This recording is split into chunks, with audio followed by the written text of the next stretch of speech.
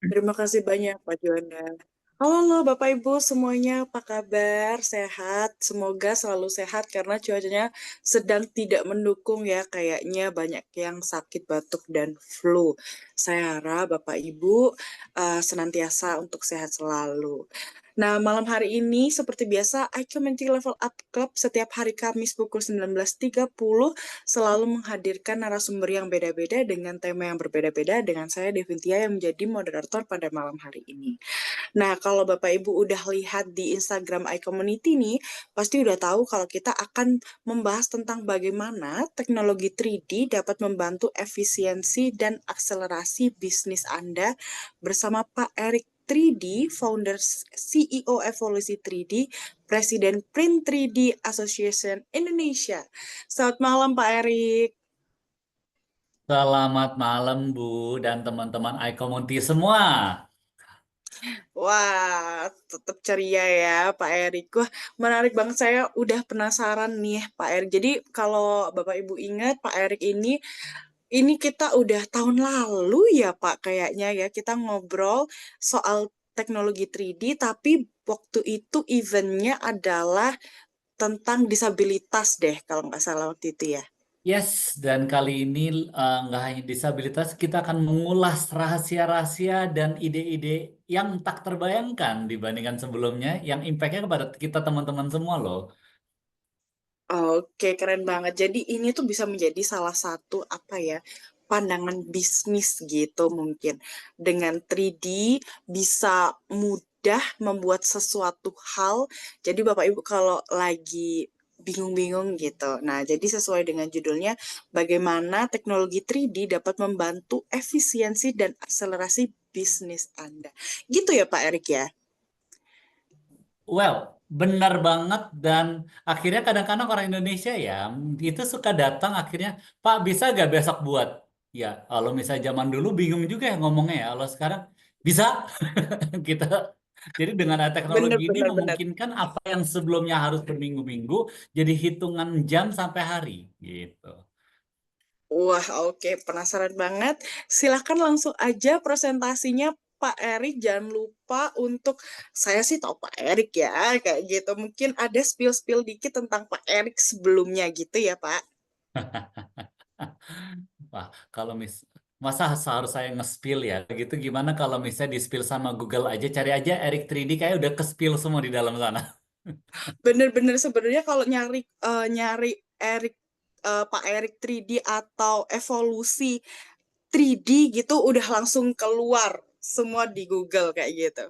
Udah langsung semua di Google. Bahkan untuk kayak beberapa kan dapat penghargaan juga kayak TOYP 2024. Lagi lihat loh, muka saya di sana ya. Di sana ada penghargaan sama Ibu Angki, staf khusus Presiden. Atau nggak ada waktu itu kegiatan dengan pembicara Mary Riana. Dan there's a lot of thing yang kejadian yang kita udah mensupport orang-orang dengan 3D teknologi di sana.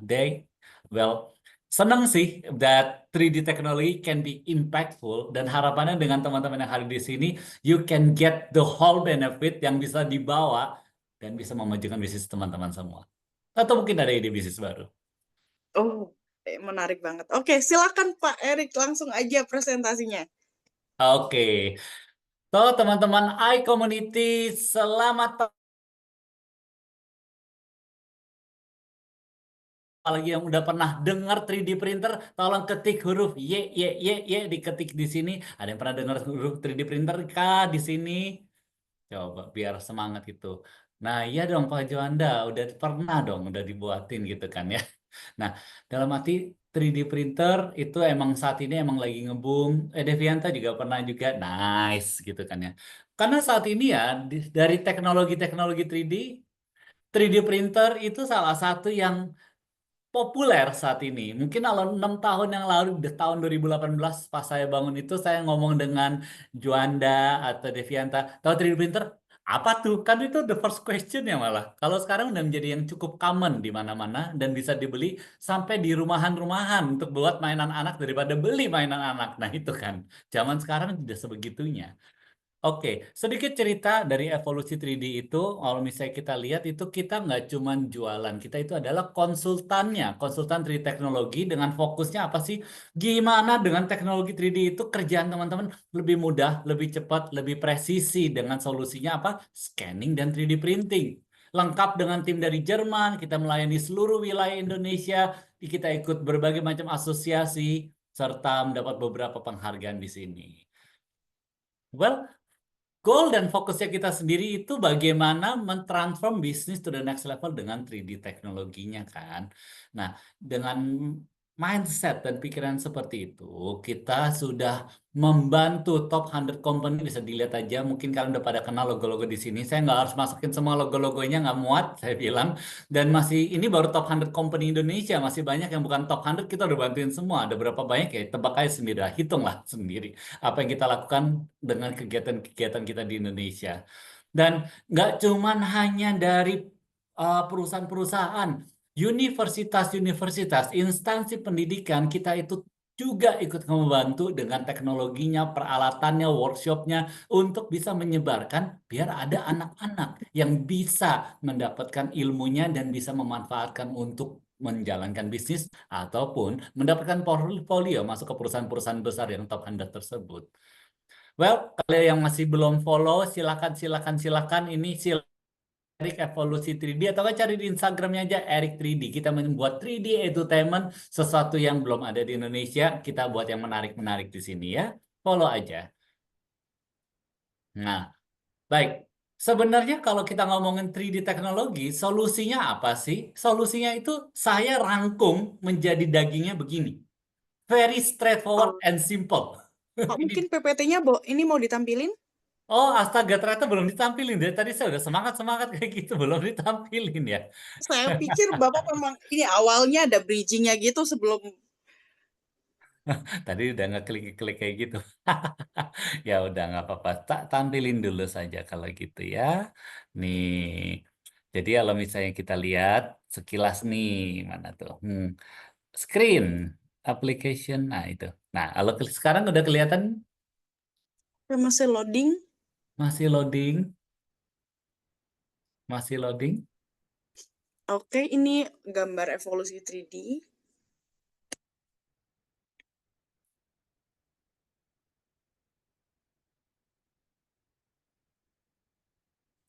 Apakah suara sampai? Ini masih evolusi 3D, Beyond 3D Scan and 3D Print. Berarti betul. Kenapa? Karena orang-orang cuma lihatnya 3D scan dan 3D print itu orang melihatnya sebagai alat dan kita beyond of that. Maka di sini kan kita bilang siapa itu kita sebagai konsultannya dengan fokus lebih mudah, lebih cepat, lebih presisi gitu. Orang-orang melihat sebagai alat teman to the next level dengan 3D teknologi gitu. Ini top 100 company-nya masih banyak logo-logonya yang lain kita taruh yang biar kelihatan muat aja. Kalau kecil-kecil kan nggak kelihatan gitu. Top universitas, top 10 universitas kita juga udah pada bantuin semua. Itu kita membantu dari workshop dan kawan-kawan. Dan ini, Erik Evolusi 3D bisa langsung di-follow aja ya guys ya di sini. Jadi kalau mau dapat 3D edutainment-nya, udah ada Erik Evolusi 3D. Kelihatan kan layarnya ya? Aman Nah, banget. nah ini daging. Nah, solusi 3D itu sebenarnya cuman ini yang di depan mata. Jadi teknologi 3D itu kita membicarakan tentang digitalisasinya, kita membicarakan tentang fabrikasinya atau produksi, dan kita membicarakan integrasi. Mau di industri manapun ujung-ujungnya ini. Tiga. Tapi maksudnya bagaimana Pak Erik? Nah, mendingan kita lanjutin dulu aja di sini. Nah, konsepnya digitalisasi itu kita menggunakan suatu alat yang seperti kamera namanya 3D scanner yang nanti akan masuk ke prosesnya untuk editing di dalam software-software kita edit bentuknya. Lalu pas udah bentuknya kita suka, habis kita tiru gitu ya, kita bisa melakukan namanya 3D print, the future of manufacture, dan kita langsung dapat partnya dalam sekejap. Itu yang kalau misalnya zaman dulu nggak pakai 3D printing, berapa lama pembuatannya? Gitu.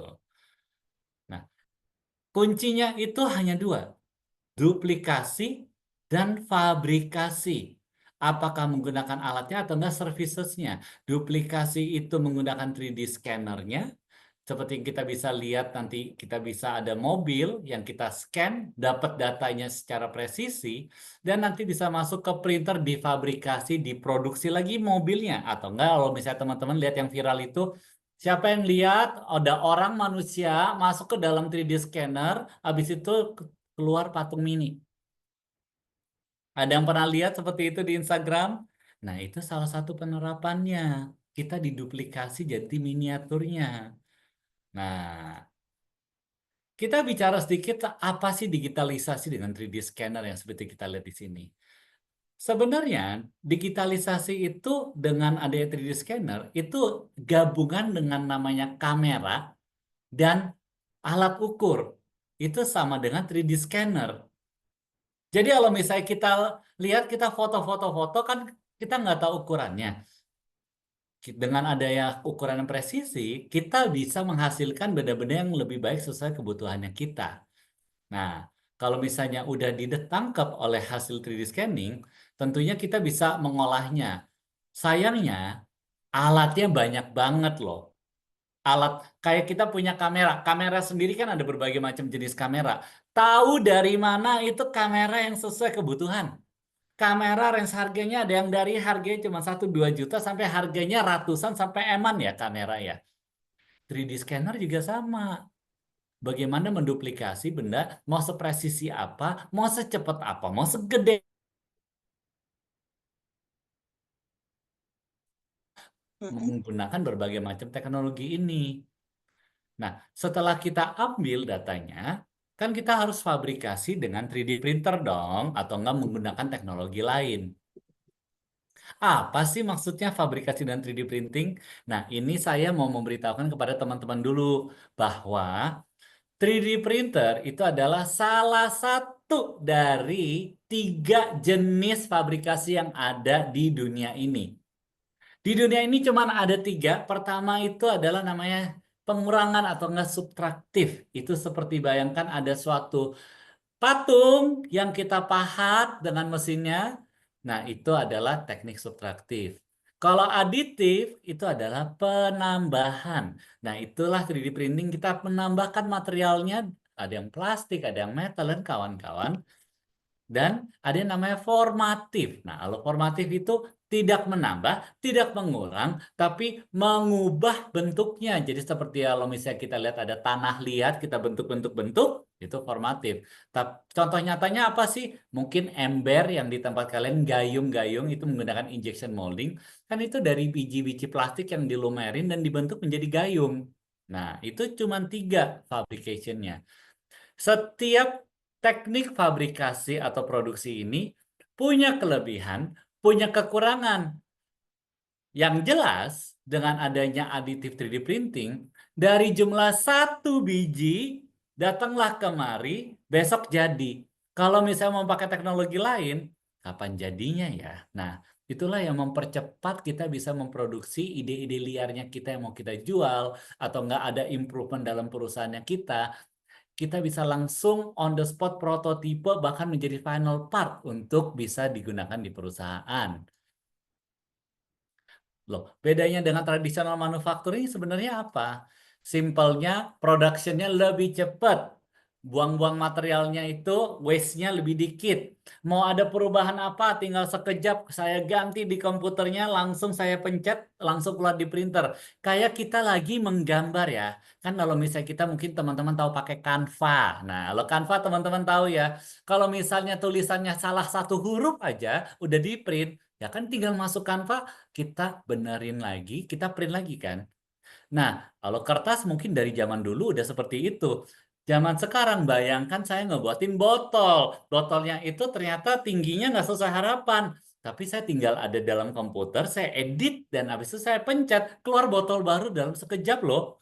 Nah, itulah kemampuan 3D printing. Lebih mudah, lebih cepat dalam membuat prototipe.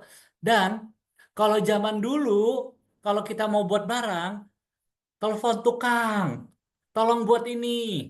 Minimum order 100 atau berapa kan? Sekarang kita kerjain sendiri. Beli 3D printer satu di rumah, pencet cepret, besok jadi. Berapa jam jadi? Nggak tahu ada ide. Oke, Google. Udah ada yang bagi-bagiin. Pencet, cepret, jadi lagi. Mau buat mainan anak, kalau misalnya kepepet ya hadiah ulang tahun buat istri, cepret jadi bunga. Nah, itu juga bisa, gitu kan ya. Nah, itulah kemampuan 3D printing. Tapi 3D printing itu banyak banget juga. Ada yang dari harganya 1-2 jutaan sampai harganya itu belasan M. Mana yang cocok untuk kebutuhan? Sebaiknya konsultasi lagi kepada kita karena banyak banget pilihannya daripada beli dan habis itu nggak kepake ya. Kan dia nanya-nanya dulu ya. Nah, itu dari 3D printing. Tentu nggak cuman hanya punya scanner, punya printer, langsung bisnis bem jalan juga ya. At the end pasti ada software pendukungnya. Kita punya kamera, kita punya printer untuk itu kan pasti kita minta editor untuk ngedit biar kita makin ganteng, makin cakep, makin cantik kan. Apalagi kalau misalnya weddingan. Oh, langsung di pernak-pernik biar di beauty shop nah, ke arah sana. Di dalam dunia 3D pun juga ada modifikasinya, pengeditannya. Maka ada software-software pendukungnya baik itu software CAD, software design, apakah software slicer itu namanya software 3D printingnya, atau software pendukung lainnya seperti untuk View, Renamer, CRM, dan kawan-kawan itu juga dipakai untuk pendukung bisnisnya kita. Nah, itulah kira-kira dari sisi duplikasi fabrikasi. Tadi kita udah belajar 3D printer, kita udah belajar 3D scanning dalam waktu yang sangat singkat padat ya. Itu udah daging semua, inti-intinya semua. Anyway, kalau misalnya sudah tahu itu, menurut teman-teman nih, apa sih yang bisa diduplikasi? Apa sih yang bisa difabrikasi? Ada yang kebayang? Mau di industri apa? Coba sebut-sebut. Nah, yang paling bagus sih teman-teman boleh dong di-share, diketik di sini. Kalian itu bekerja atau punya usahanya itu di industri apa? Apakah di industri di bidang finance, apakah di industri di bidang IT, di bidang di bidang manufaktur, di bidang otomotif? Silakan diketik, diketik, diketik, karena saya bisa langsung membantu teman-teman lebih spesifik untuk pencontoh-contohan yang tepat untuk industri masing-masing. Nah, kalau misalnya masih belum kesempatan di sini ya di komen juga nggak jadi masalah. Nanti kita bisa follow up ya. Good. Wah, kita lanjut aja luar biasa di sini. Kita langsung aja penerapan 3D teknologi di berbagai macam industri itu ada apa sih? Sebagai contohnya kan.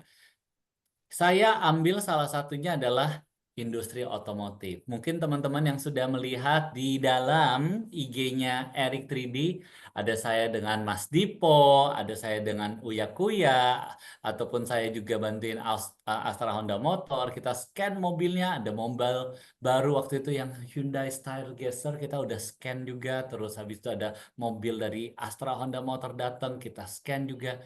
Tapi pertanyaannya scan, diduplikasi, buat apa ya? Kira-kira buat apa ya setelah saya duplikasi gitu? Mendapat digital dari mobilnya itu, tapi lalu mau diapain? Nah, contohnya ada orang-orang yang datang bawa bendanya, ini ada pelek nih. Peleknya itu dari luar negeri. Saya mau buat lokal tapi saya kan nggak ada gambar kerjanya. Evolusi bisa tolong? Nah, contoh penerapan di duplikasi. Terus waktu itu kita ada mobil juga dari si Dipo, dia mau modif bagian luarnya. Dia mau modif bagian luarnya, terus habis itu dia cuman, Pak Erik, saya itu sudah dapat filenya loh. Saya udah dapat filenya dari luar negeri. Bayar, akurat dong mestinya. Tunggu dulu, saya bilang. Sebelum terburu-buru produksi, saya bantu untuk inspeksi. Jadi saya datang ke tempatnya Pak Dipo Garasi Drift, saya scan seluruh mobilnya itu, dan habis itu saya mencocokkan dengan hasil contoh gambar desain yang sudah diklaim presisi itu, nggak cocok, nggak muat. Bingung dong, loh kenapa? Salah di mana? Dengan namanya data digital, dan digital, kan kita bisa gabungin. Kalau misalnya dulu mungkin zaman-zaman orang tahu kertas kalkir nih, kalau yang tahu kertas kalkir umurnya kira-kira sama kak saya. Kertasnya itu kita kan bisa semi transparan ya. Kita bisa lihat di baliknya, jadi gambarnya kita bisa tumpuk. Nah, di dunia digital itu juga sama. Kita bisa lakukan itu seperti kita lihat contoh. Ini ada gambar mesin di dunia otomotif, ada gambar chassis atau bodinya. Kita bisa mengetahui ada warna merah, ada warna hijau, ada warna biru. Itu menunjukkan perbedaan dibandingkan hasil 3D scan dan barang aslinya. Nah, itu juga bisa kelihatan di sini. Di dunia otomotif juga banyak kreatif-kreatifnya kayak ngebuatin spare part gitu kan ya. Nggak berarti harus di 3D print ya. Sebatas duplikasi aja. Pak Erik ada barang ini, saya mau buat pakai metal, tapi desainnya kagak ada. Baik, 3D scan aja lagi jawabannya kalau misalnya seperti itu. Baik, mau punya casing hand.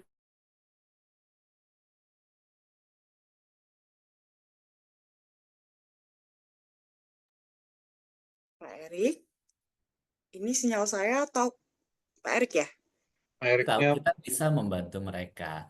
Nah, lalu Oh, baru bisa nih. Tadi agak sempet nge-freeze beberapa detik pas bilang mau bikin casing handphone, terus habis itu nge-freeze. I see, mau bikinnya sih ya nggak apa-apa, balik lagi. Mau bikin casing handphone ya duplikat dulu handphonenya biar tahu ukuran handphonenya nanti tinggal di 3D print sesuai dengan ukuran handphonenya. Kalau nggak ngukurin handphonenya pakai penggaris kan repot lah ya, gitu kan. Nah, jadi dunia otomotif itu banyak dari partnya, ngebuat bannya, untuk buat mesinnya, ngukur mesinnya. Dari cuman modal apa? Duplikasi. Menduplikat secara digital dan presisi, dan kita edit kan kita bisa cetak lagi. Fabrikasi. Nggak cuman itu, saya juga itu loh, pistol aja di scan. Buat apa? Gitu kan ya. Ada nggak bisa nebak? Buat apa sih pistol di scan? Di print lagi. Bukan buat nembak loh. Ternyata kalau misalnya orang-orang di sini kan ada, kalau military itu kan harus membuat sarung pistol yang presisi. Kayak casing handphone ya. Tapi ukuran pistol emang sama semua. Enggak semua sama, beda-beda. Satu merek apa, bentuknya apa, dia butuh hasil scan dan hasil printnya. Kemarin juga Defense and Military, waktu itu kita harus membuat penghargaan. Uh, ini di sini ada foto miniatur dari tentaranya kan. Kita bisa lihat di IG-nya kita juga, itu kita membuat diorama dan miniatur dari orang yang militer itu, kita scan badannya, kita scan kepalanya seluruhnya dengan senjata-senjata kita scan untuk dibuatin miniaturnya dan diwarnain.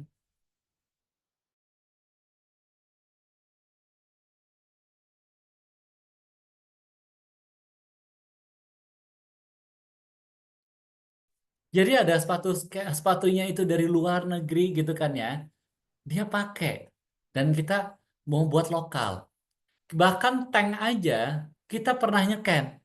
Menduplikasi tanknya karena mau diproduksi lokal tapi ukurannya nggak punya. Nggak semua harus di 3D print, diduplikasi dulu. Nanti mungkin tanknya mau dibuat miniatur. Ada juga yang mereka itu ngebuatin miniatur-miniatur dari em, kayak tank, kereta api dengan hasil yang sangat presisi karena ada 3D scan dan 3D printer dan waktu yang sangat singkat. Kita ambil contoh lain nih yang lebih merakyat ke teman-teman yang mungkin ada ide-ide menarik. Dunia merchandise is never ending story. Salah satunya itu waktu tahun lalu ada tahun naga. Tahu-tahu berkeliaran hasil 3D printing naga dijual-jualin di seluruh dunia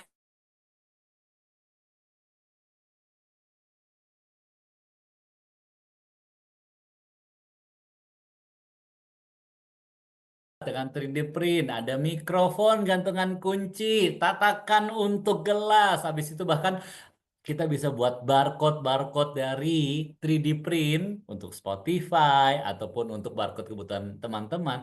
I mean, there's a lot yang bisa dilakuin. Merchandise itu balik lagi ide kita mau buat apa, nanti kita tinggal buat aja. Fashion, kita bisa lihat 3D print dan yang 3D printing metal, kita bisa buat dengan 3D print. kegiatan untuk pembuatan untuk sepatu-sepatunya, kacamata, baju, termasuk dasi-dasi. Bahkan di Jepang kan ada ya kuku palsu. Nah, siapa yang pengguna kuku palsu di sini? Yang jelas bukan cowok sih. Kalau cowok sih kayaknya nggak pakai ya. Nggak apa-apa Nah, sih kalau cowok mau pakai ya kalau nggak sekarang. nggak apa-apa ya. Boleh boleh. Siapa tahu mau. Tapi percaya gak?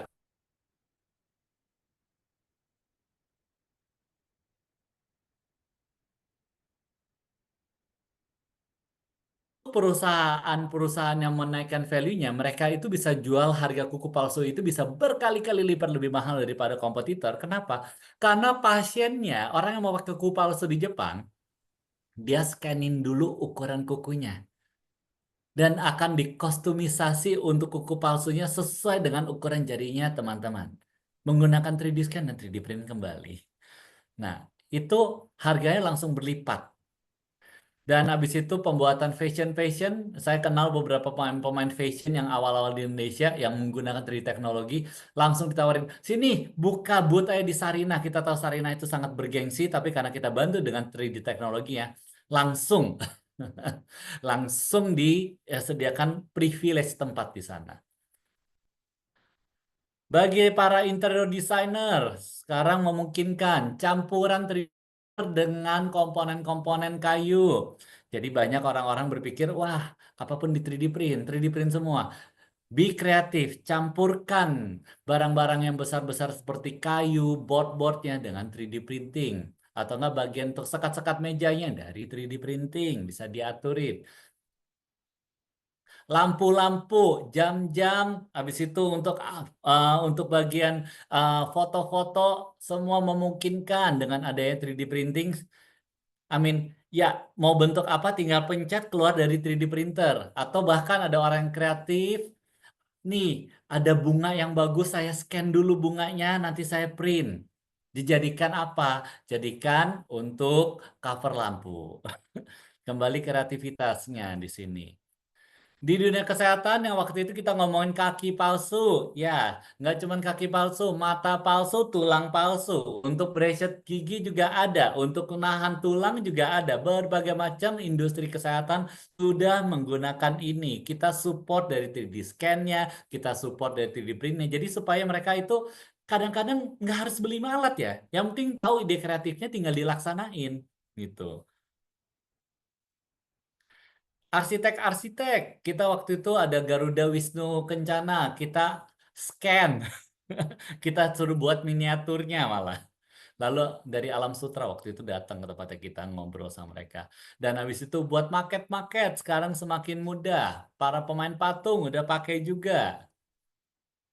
Consumer good, tatakan sabun untuk tempat-tempat untuk alat odol ataupun untuk naro-naro barang, tinggal dibuat sesuai kebutuhan. Amin. Itu banyak banget kegiatannya, bahkan sampai entertainment kayak artis-artis kita scan, lalu habis itu kita juga bantuin di Mobile Legend, kita scan juga propsnya, cosplaynya, senjata-senjatanya Indiana Jones, ya pokoknya kita adalah kegiatan-kegiatan untuk dianimasikan, untuk dibuat di dalam game-game dengan bantuan digitalisasi tersebut. Kita menduplikasi keadaannya. Dan otomatis dengan adanya itu berbagai macam mainan-mainan. Ini kita bisa lihat ini ada mainan mini dari Gundam, ada bagian dari mobil, naga-nagaan, dan berbagai macam itu udah bisa di 3D print dan mereka ngecat-ngecat.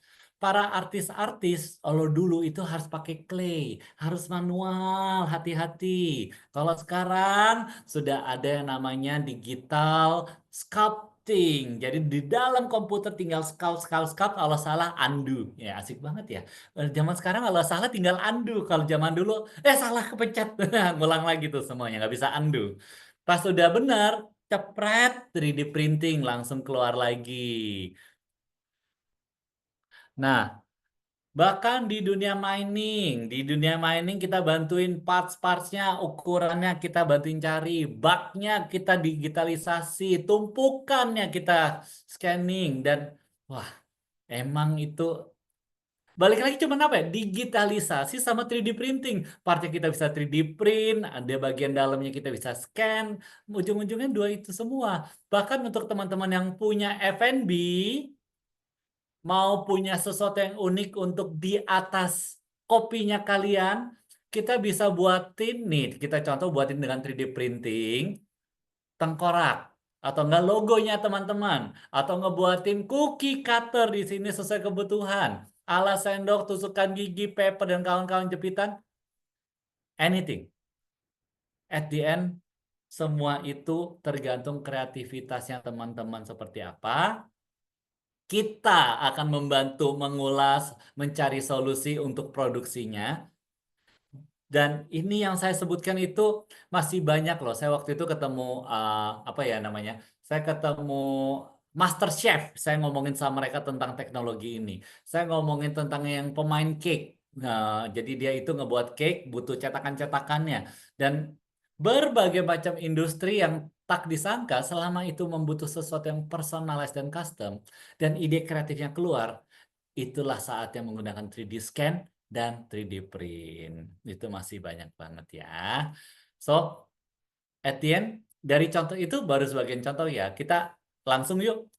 Kira-kira menurut teman-teman nih, menurut teman-teman dengan cerita yang sudah diberikan, kita itu apa kan ujung-ujungnya cuma menduplikasi dan fabrikasi. Kira-kira di industri apa lagi atau enggak mungkin dari bisnisnya teman-teman apa yang bisa diterapkan sesuatu yang diduplikasi dan kita bisa fabrikasikan. Gitu. Masuk ke masanya ke question and answer dulu nih berarti.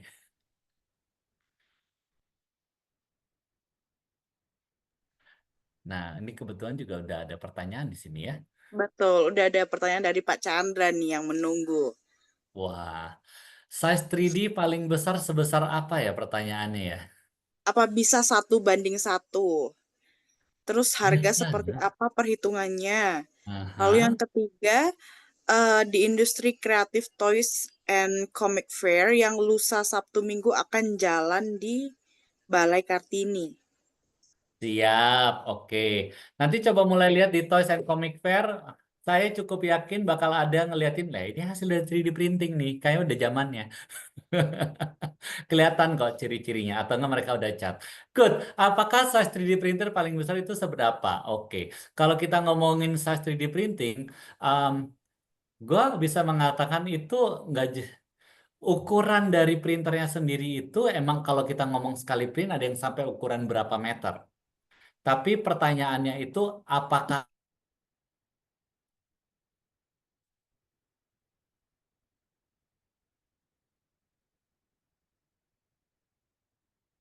dengan cara kita belah-belah dulu potongan-potongannya dan kita itu akan ngeprint bagian per bagian.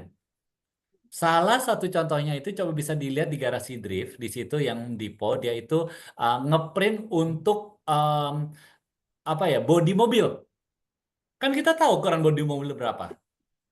Apakah harus langsung di-print semua? Jawabannya tidak. Jadi, eh, kalau size 3D printing, satu printernya paling besar berapa itu bisa meteran, ada yang paling gede bisa sampai 2-3 meter, ada yang 5 meter, ada yang sampai 6 meter, ada juga ngebuat. Tapi bukan harus selalu membeli printer yang ukuran raksasa untuk membuat sesuatu yang besar. Gitu jawabannya ya, Pak Chandra ya. Mungkin ada tambahan nih, Pak Chandra mau open mic. Sudah banyak, kita bicara ST itu kalau 1:1, sudah banyak, tapi saya perlu kira-kira costing dan perhitungan. Iya. Perlu detail nih Ini kayaknya. menarik nih, ini detail nih. Kayak Oke. ini harus konsultasi langsung. Pak Chandra nih, em, jadi kita hitungan sederhana gini. Em, dari sisi costing sama perhitungan, kalau misalnya kita ngomongin zaman-zaman sekarang, itu paling gampang cuma di Tokopedia harga udah ada semua sih. Jadi kita ngomongin harga jasa ya. Harga jasa itu dulu yang harganya itu, kita hitungannya kalau di 3D printing, kita hitungannya per gram gitu. Jadi itu menjadi suatu standar di seluruh dunia kita hitung secara per gram atau enggak pilihan yang lain per project. Karena itu udah terlalu kompleks untuk dihitung pakai gram. Kita hitungan yang paling gampang dulu. Gram. Gram itu kalau dulunya mungkin 10 ribuan. Tapi kalau sekarang dengan teknologi semakin berkembang, harganya itu yang 1 gramnya dari yang ratusan. Jauh juga ya. Hmm? Jadi Nah, berapa? jadi Sorry, tadi nggak dengar. seberapa harganya itu, kita kembali lagi, berapa volume yang mau dibuat. Gitu, Pak Chandra. Mungkin dari sini kita bisa harus tahu dulu bagaimana ada filenya atau enggak. Nanti kita bisa hitungkan berapa gram yang dibutuhkan untuk membuat patung tersebut. Kan juga butuh besar kecilnya itu juga pasti beda. Terus habis itu banyaknya juga pasti beda ya Pak ya. Kalau semakin Beda. banyak biasanya juga Mau memang patung cepat. ukuran satu, karena kata kunci adalah 1 banding 1. Satu banding satu untuk anak saya yang umur 6 tahun itu kan kira-kira 1,3 meter kan. 1,3 Hmm, meter itu dibandingin 1 banding 1 ukuran saya. Saya itu 170, hampir 180. Ya pasti harganya mahalan saya tau. Kan kira-kira gitu. betul. Ya balik lagi, kata kunci adalah volume. Kenapa? Karena berapa banyak materi itu yang pertama. Mengenai kompleksitas, cepret jadi. Mau kompleks kayak gimana? Misalnya seperti ini, yang tingginya 2 meter. Oke. Volume, orang gemuk, orang kurus. Itu juga pengaruh. Jadi kalau misalnya mau tahu lebih detail untuk itunya, kata kuncinya benda apa, filenya itu, file 3D-nya ada atau enggak. Kalau nggak ada file 3D-nya, sini. Di 3D scan dulu, biar kita duplikasi, kita bisa tahu ukurannya jadi berapa. Volumenya berapa? Nggak usah pusing soal kompleksitasnya kayak misalnya hidungnya, matanya, atau bagaimana. Bulu Karena 3D print matanya gitu ya Pak. ya, itu lebih santai. Kenapa? Nanti secara digital kan kita dapat. Hmm. Gitu loh. Kalau misalnya kita ngomongin zaman dahulu gitu ya, waduh, bulu matanya itu berarti saya harus pakai cara produksinya beda lagi. Kalau ini kan satu mesin, cepret jadi juga kan? Gitu loh. Nah, Tadi baik. per Itu gram berapa, kira-kira Pak? dari sini. Sorry, mau tanya Jadi dulu. per gram berapa Pak katanya? Masih Langsung ya. masih Per gram range saat mungkin. baik, nggak apa-apa. Saya langsung spill aja karena saat ini nyari di Tokopedia banyak. Karena uh, um uh, biasanya orang-orang yang ngasihnya itu apa ya, yang cukup serius atau perusahaan-perusahaan yang cukup besar gitu ya, per gramnya itu di antara 2.000 sampai 5 ribuan start from. Tapi dalam arti banyak juga murid-murid yang beli 3D printer, yang menggunakan printer di universitas, yang printernya nggak tahu merek apa dan bahan dari universitas, listriknya dari universitas, dipaksa untuk punya bisnis, ya. Jadi buat startup. Startupnya apa? Jasa 3D print. Harganya langsung ratusan rupiah.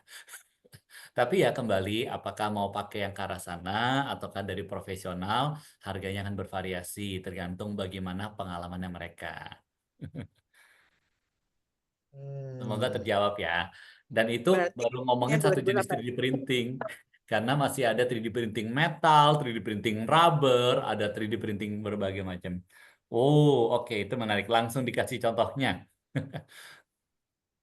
Kayaknya butuh Oh, nih kita konsultasi habis ini, yuk. iya langsung ngobrol aja. Nah, Langsung kalau ngobrol aja. Boleh, boleh. Nanti mungkin kita bahas ini di sini. nyambung deh sama pertanyaannya Pak Arjo. Apakah ada perbedaan secara material antara 3D printing patung patung kaca dengan patung kayu atau dengan patung besi?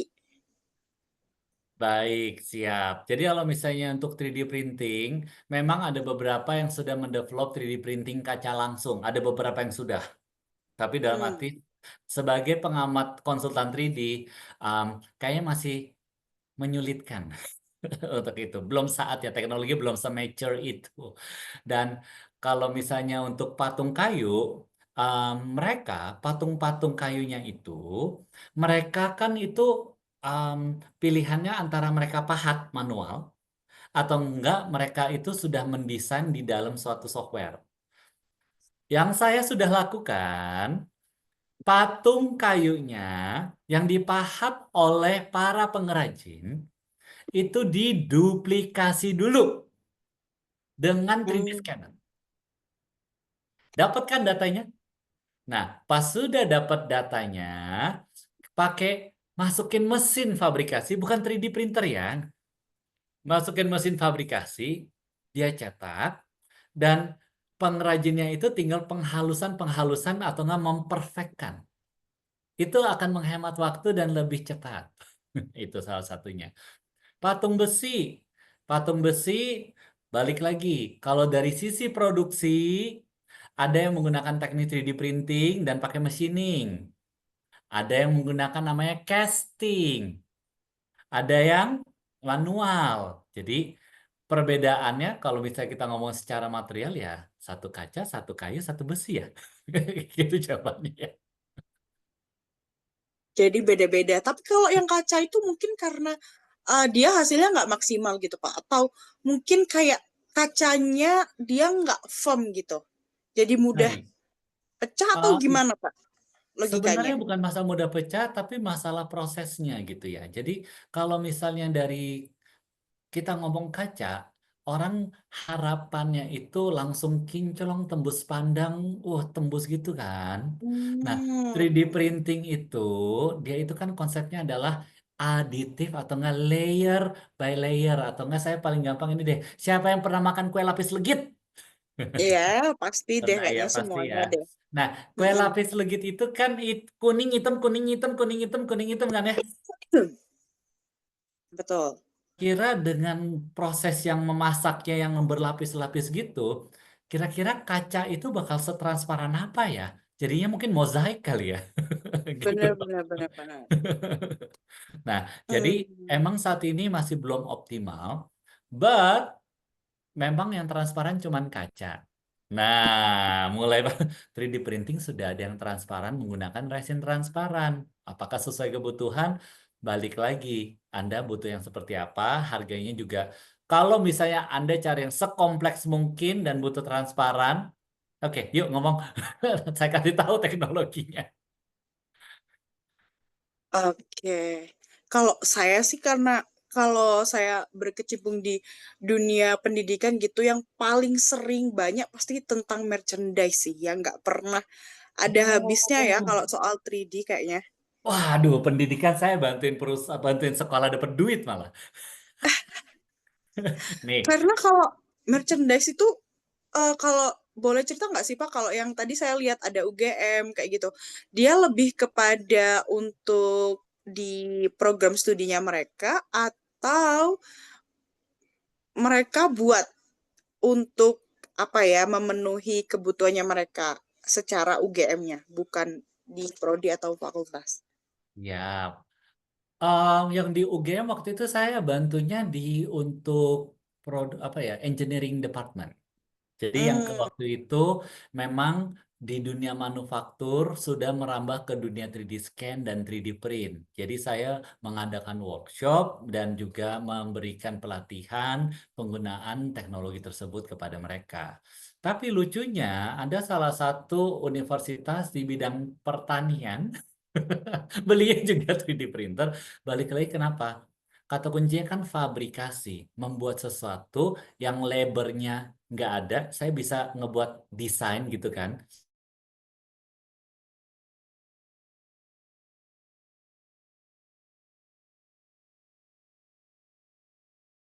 Kata kunci adalah kreativitas membuat apa.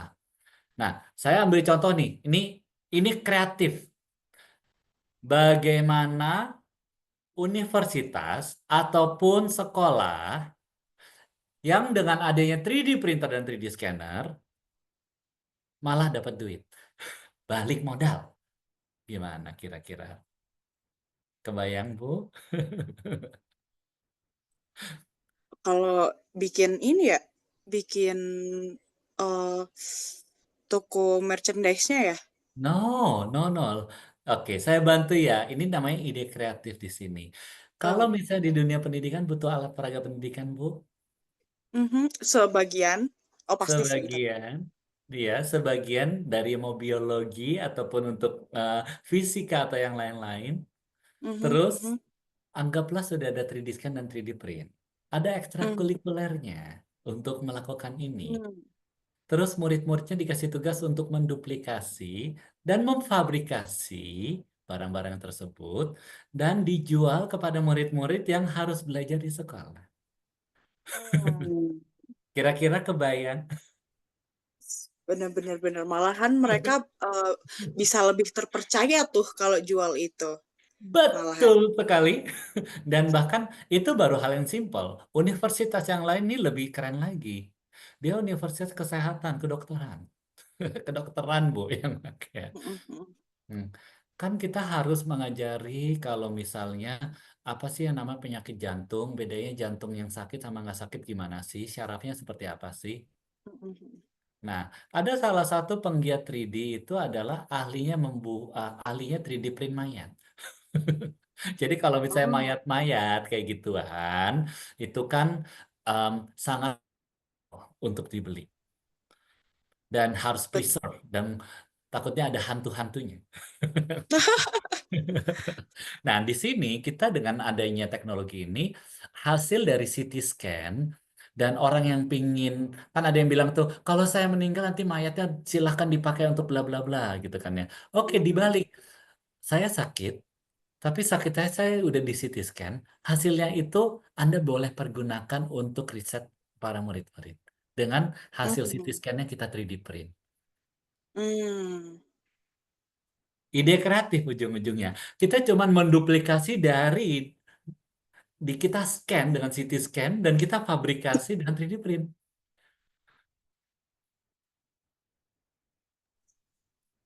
Oh, menarik banget ya, Pak ya. Aduh, tapi agak serem juga ya kalau misalnya berarti harus men-scan kan ibaratnya men-scan barang hidupnya dulu gitu. Kan Nah, nggak mungkin punya filenya kalau kayak gitu. well, kalau itu kan um, ada yang file dalam arti kalau yang file-file yang biasa mereka udah ada, itu cukup umum. Tapi kalau misalnya ini kita memberikan solusi kepada universitas yang membeli mayat-mayat itu, karena biaya kos nyimpan mayat sama untuk membeli mayat itu begitu mahalnya. Benar, benar, benar.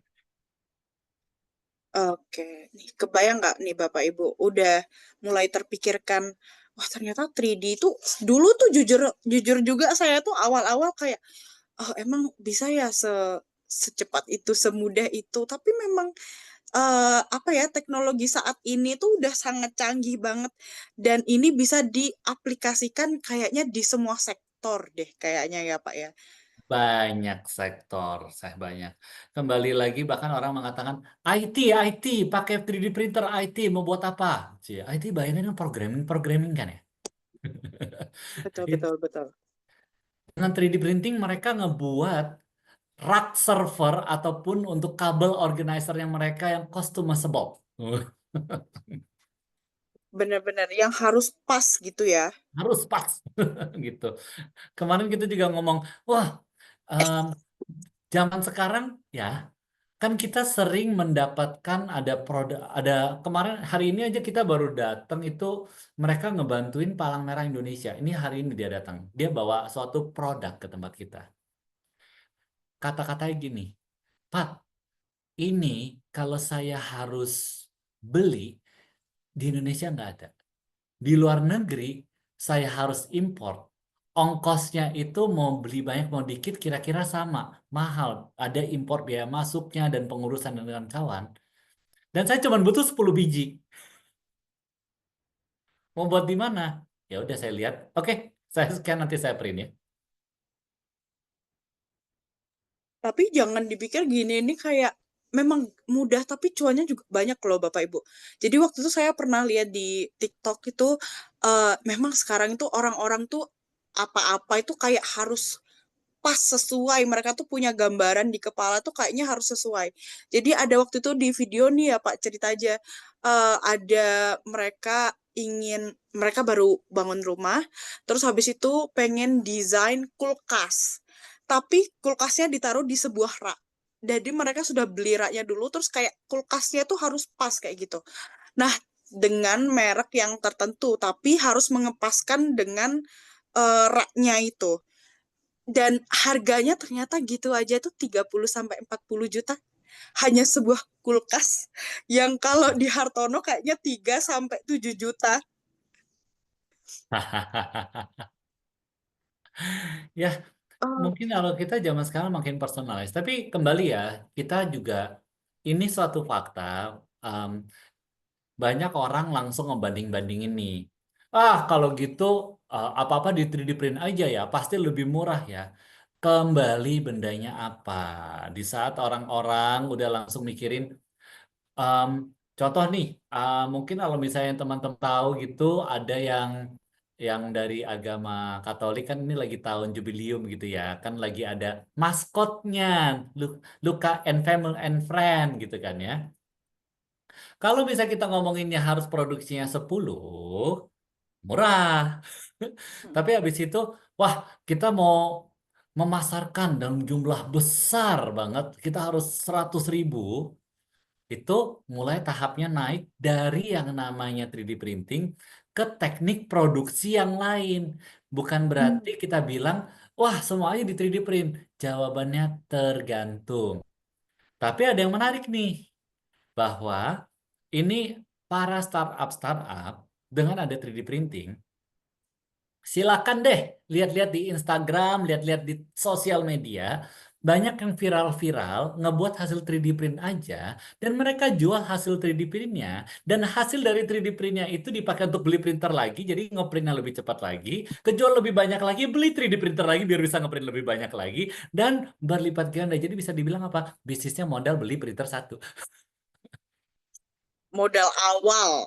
Modal awal beli printer satu, pas udah rajin ngedesain ide kreatif, mungkin teman-teman yang um, konsisten ngebuatin untuk di bidang cosplay, buat beli 3D printing, buat bagian cosplaynya, kejual, laku, buat lagi. Ada yang dibuat di product design, ngebuat tatakan handphone doang, ada yang ngebum viral tatakan handphonenya, dan mereka memanfaatkan peluang itu untuk apa? Jualan.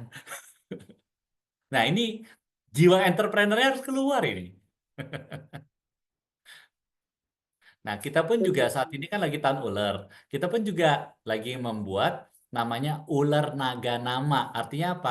Bayangkan kita punya gantungan kunci ular. Gantungan kunci ularnya itu nanti ada namanya kalian fully customizable. Raut mukanya bisa kita atur sesuai hubungan, sesuai kebutuhan. Atau nggak dikasih logo ya teman-teman. Fully personalized dari 50.000 doang. Oke, menarik. Udah ini udah jualan loh Bapak Ibu. Jadi kayak ini pokoknya harus kreatif aja gitu sebenarnya. Betul. Langsung deh. Aduh. Ini ada Nih, pertanyaan nih Pak dari Pak Arjo. Oh, Pak Erik mau nunjukin sesuatu nih. Yang ada. Ini ularnya salah nih. satu contohnya nih. Ini jurus kepepet, ya, jurus kepepet. Jadi kalau misalnya dilihat, ini ada gantungan kunci, ular-ularan kayak gini tuh. Nah, ini ular-ularan. Nanti di sampingnya ada namanya gitu. Satu hari kayak ginian, jadi 50 piece satu hari dengan satu printer. 50 piece Hmm. kali aja goban. Berapa ya? Wah, udah banyak tuh. Dengan waktu yang singkat loh. Iya, satu hari. Tinggal yang penting banyak yang beli. Mau dieditnya juga Betul. gampang. Tinggal pinter-pinter marketingnya. Udah punya pasarnya, bener bener. Iya, bahkan Nah, yang lebih ini hebat lagi kalau misalnya dia itu, wah, sebenarnya pasar itu yang paling menggiurkan kalau misalnya udah fans club. Nah, BTS atau misalnya yang Korea, oh bener. waduh, gila. Mau print. Oke, salah satunya yang saya pikirkan itu yang lagi mau di-develop juga itu, ya udah apa? Bagian tangannya itu sama dicampur sama foto mereka itu jadi tatakan handphone. Jadi kesannya itu handphone dipegang sama BTS. Gitu kan. Ide Wah, kreatif menarik aja banget. gitu loh. Bener-bener. Tapi itu karena ada fans-fans royal sih. Kalau Bapak Ibu bisa pinter lihat pasar juga. Mereka tuh, ya zaman dulu saya juga begitu ya. Zaman dulu saya juga menyukai hal-hal begitu. Bisa membeli sesimpel waktu itu kayak kod KF apa ya merek makanan A X titik X BTS atau X Blackpink kayak gitu cuman kotaknya aja itu ada foto mereka di keep loh Bapak Ibu di keep bertahun-tahun. Ya, Jadi ya kembali bagaimana pinter-pinter kita mau membuat. Ini kan kita sudah ada teknologi untuk menduplikasinya. Kalau bisa bawa salah satu anggota Blackpink untuk di 3D scan aja, dapat digitalnya. Lumayan tuh. Kayak model cibi-cibinya gitu juga bisa nggak sih Pak kalau misalnya? Tapi kalau misalnya kayak gambar, dari gambar kan bikin cibinya, apa ya cibi ya Pak ya? Betul, udah pernah kok ada juga di IG-nya saya. Jadi cibinya itu mungkin bubble head dah ngomongnya gitu ya, yang kemarin Hmm, goyang-goyang-goyang gitu kan ya. Ada, bisa. Kembali lagi kreativitas orang yang mendesainnya. Yang penting kalian ada ide. Kalau kalian nggak bisa desain, sini tak desainin dah. Nah, gitu. Pokoknya saya maunya begini Pak Erik gitu. Iya begitu. Dan teknologinya ada yang juga, Pak, pokoknya saya mau begini, printernya saya udah punya. Pokoknya Anda desainin saya printin dah. Nah ya udah boleh juga. Gitu kan ya. Oke, Pak Arjoni lucu ada pertanyaan material berupa gas atau cair apakah juga bisa ya untuk 3D printing atau hanya untuk material padat? Misalnya 3D printing untuk bensin atau gas LPG, apakah bisa? Ini kayaknya gara-gara berita-berita akhir-akhir ini nih, Pak. Hmm? Ada berita apa tuh? Biar kita kita luruskan dahulu beritanya. Jadi beritanya itu adalah tentang gas LPG yang banyak tapi tidak didistribusikan karena sudah ada hak milik kayak gitulah intinya. Oke, baik. Di sini kita luruskan 3D printing itu namanya memanufaktur. Manufaktur suatu benda. Hmm. Benda-bendanya itu em, bukan dari, justru yang liquidnya itu kita padetin malah.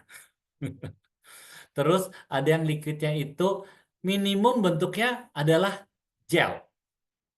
Jadi bentuknya itu yang kayak rubbery. Karena kalau sampai bentuknya cairan, itu masih belum, masih belum untuk ke arah sana. Nggak kelihatan nanti. Jadi kalau misalnya untuk gas atau bensin, itu ya bensin sendiri emang bahan bakunya untuk ngeprint, bahan baku untuk buat biji plastiknya juga tuh. Atau enggak yang minyak gitu olahan. Sayang sekali Pak Arjo, jawabannya belum. Belum bisa.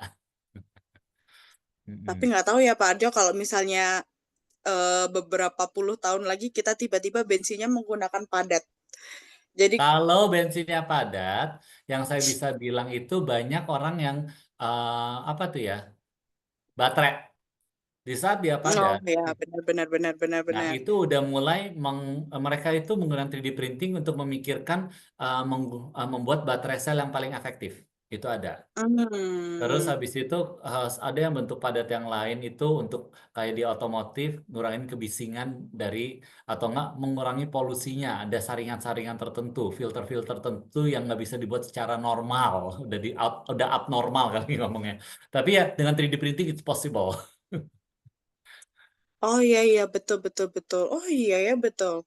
Komponennya ya Pak ya, benar-benar itu yang Ya, bisa dibuat dari 3D. karena salah satu yang sebantu ini itu perusahaan ABC. Hmm. ABC dengan 3D printernya, mereka itu mendevelop untuk yang ininya, untuk lagi mendevelop, kan udah zamannya EV ya, mereka butuh prototipe dan mencoba, nah itu butuh 3D printer. Oke oke sangat menarik sekali nih. Oke Bapak Ibu udah mulai kepikiran ini kayaknya. Wah ternyata memang bisnis itu macam-macam ya sekarang gitu. Ada yang sudah mau mencoba berkolaborasi dengan Pak Erik. Tadi kayaknya Pak Chandra mau ya berkolaborasi dengan Pak Erik nih. Nanti mungkin bisa kontak-kontakan kayak gitu. Siap, nanti kita kontakkan ya Pak Chandra ya. Siap. Nah, Oke. Kita ngomong asik tiba-tiba udah 20-30 nih Pak. Mungkin ada lanjutan presentasinya nggak Pak? baik. Kelanjutan presentasinya adalah, pokoknya saya siap untuk mentransform bisnis teman-teman to the next level dengan Tri Teknologi. Langsung aja hubung saya dan rekan-rekannya temannya saya untuk kita bisa memberikan konsultasi kepada teman-teman secara gratis. Nah, gitu dari pihaknya saya. Karena saya tahu teknologinya itu sangat luas, Seperti nanti kan kita bisa diskusi ya Pak Chandra, kira-kira kebutuhannya seperti apa, kita bahas semua. Demikian kira-kira yang saya bisa sampaikan. Oke, wah asik banget sih. Sip, thanks Pak, katanya Pak Chandra. Oke, Bapak Ibu semuanya, terima kasih banget sudah hadir di iCommunity Level Up Club malam hari ini. Mungkin Bapak Ibu mau ada yang bertanya lagi nih sebelum saya menutup gitu. Oh, oke, Pak Arjo masih bertanya nih. Kalau misalnya material cair atau gas dipadatkan dulu, apakah bisa untuk 3D printing? Tapi fungsinya buat apa nih Pak maksudnya?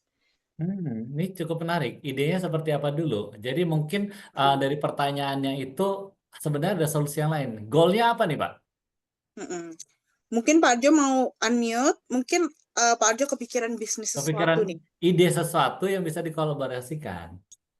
Iya Pak, jadi tadi sebenarnya masih berhubungan dengan pertanyaan saya yang tadi saya tulis di chat ya. Jadi kalau misalkan nggak bisa secara langsung material cair atau gas itu untuk di 3D printing, oke, fine. Tapi kalau kita padatkan dulu, baru kita 3D printing supaya nanti di sebelah sananya begitu mereka menerima, mereka bisa mengembalikan lagi ke bentuk yang semula, entah itu dalam bentuk cair atau bentuk gas, tergantung mereka pengennya kayak gimana. Jadi ini hanya untuk bisa ngelewatin proses 3D printingnya aja. Jadi hanya untuk mempermudah apakah bisa seperti itu, jadi lebih kayak workaround gitu. Ini tujuannya lebih ke arah distribusi kah? Ya itu bisa, atau sekedar mengirim sampel aja gitu. Sampel Baik, produk baik. gitu. Baik. Goal utama dari 3D printing itu adalah membuat produk. Jadi distribusinya itu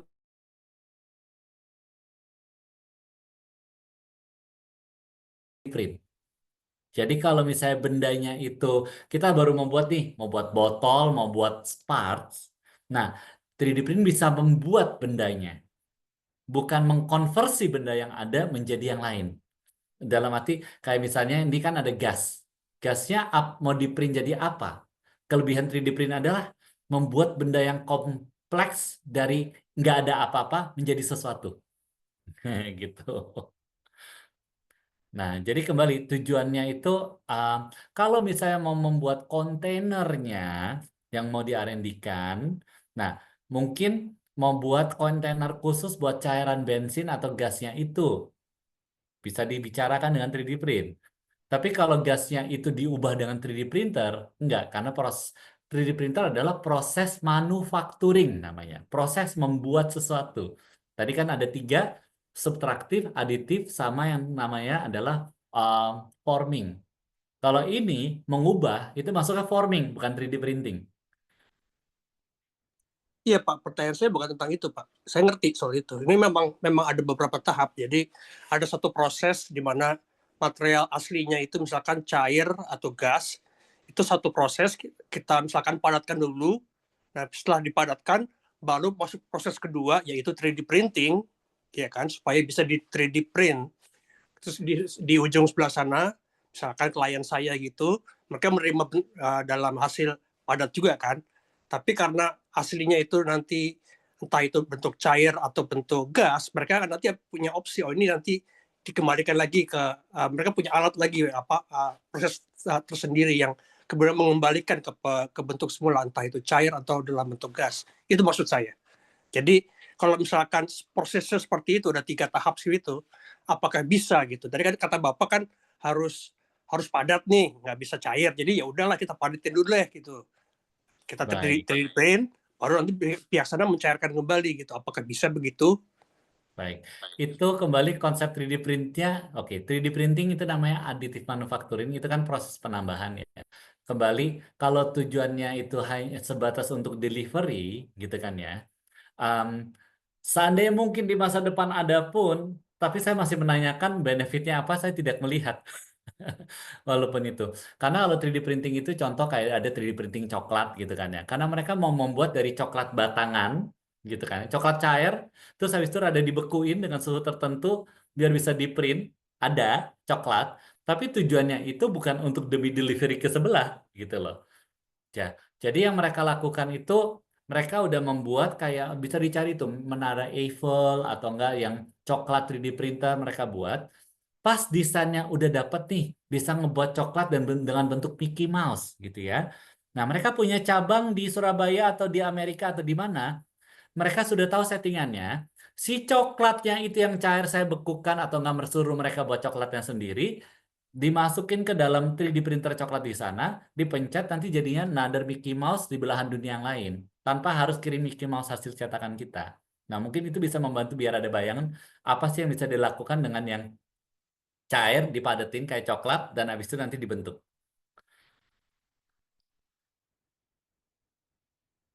Jadi jawabannya mungkin bisa gitu ya, tergantung materialnya.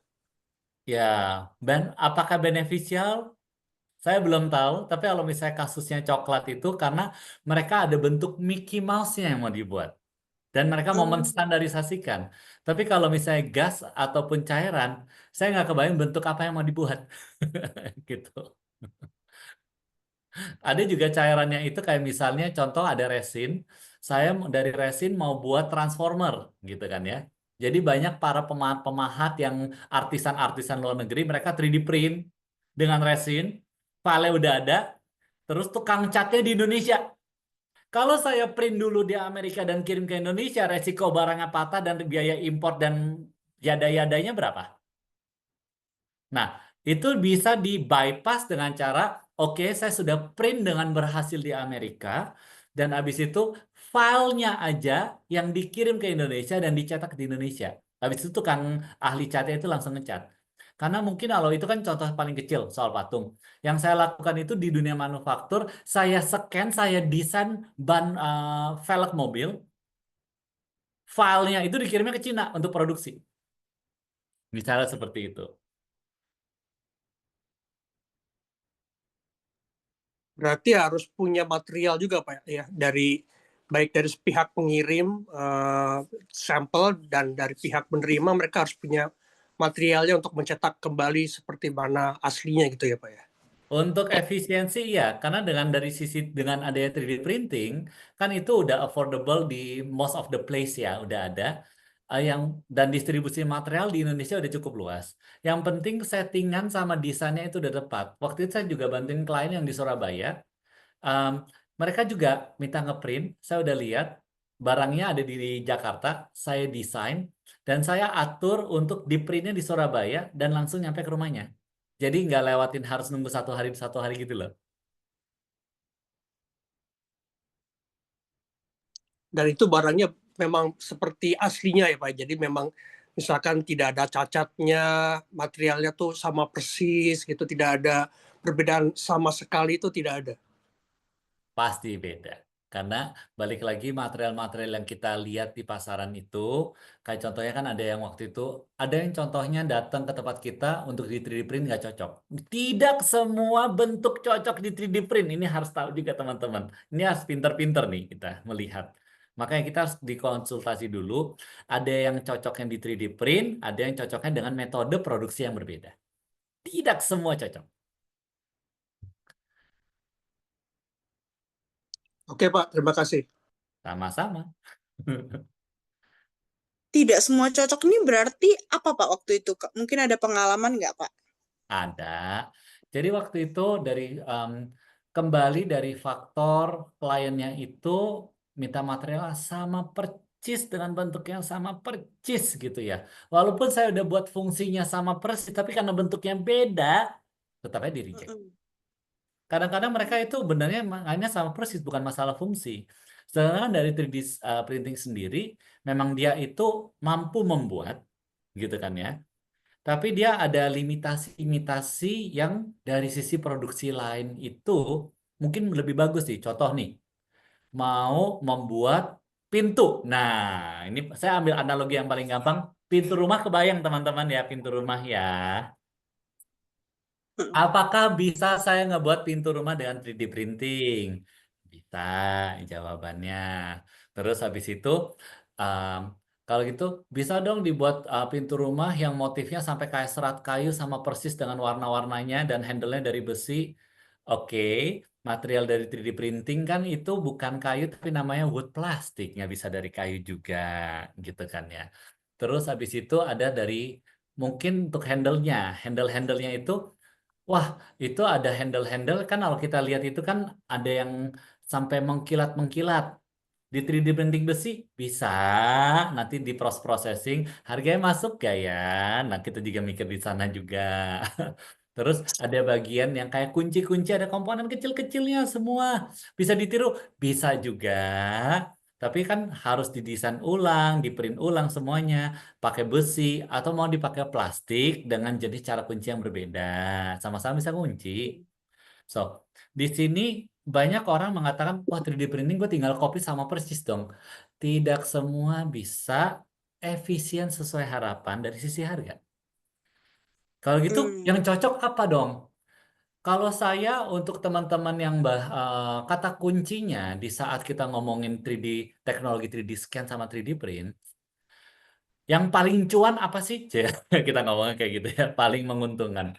Kalau Anda melihat bendanya kompleks kecil, bahannya dikit, kompleksitas gede nggak jadi masalah, dan habis itu produksinya itu mungkin kalau zaman sekarang yang masih mau pakai metal bisa, mau pakai plastik bisa, tapi produksi kayak misalnya CNC atau nggak produksi kayak um, forming pakai injection molding, itu mereka cuma mintanya tolong buat satu atau dua dong.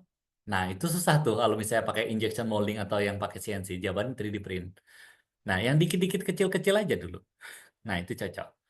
Kompleks, nah itu menyenangkan. Katanya Pak Arjo sih yang paling cuan sih bikin untuk cincin emas. Tapi Baik. mungkin cincin couple ya Pak ya kayaknya masih Em, bisa dipakai. Sebenarnya sudah ada sih.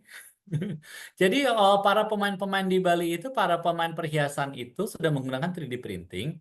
Tapi kembali, 3D printing ada teknologinya yang langsung print emasnya langsung. Hmm. Ada. Hmm, 3D printing ada yang untuk ngeprint salah satu proses pembuatan cincin emas, yaitu pembuatan wax-nya aja. Hmm. So, kita kadang-kadang yang dengan adanya perkembangan 3D teknologi, kita langsung apa-apa 3D print aja. Nah, makanya saya bilang, yuk konsultasi dulu mana bagian yang cocok untuk di 3D print, mana kita harus 3D scan dulu, mana yang mau dimodif. Teknologinya banyak.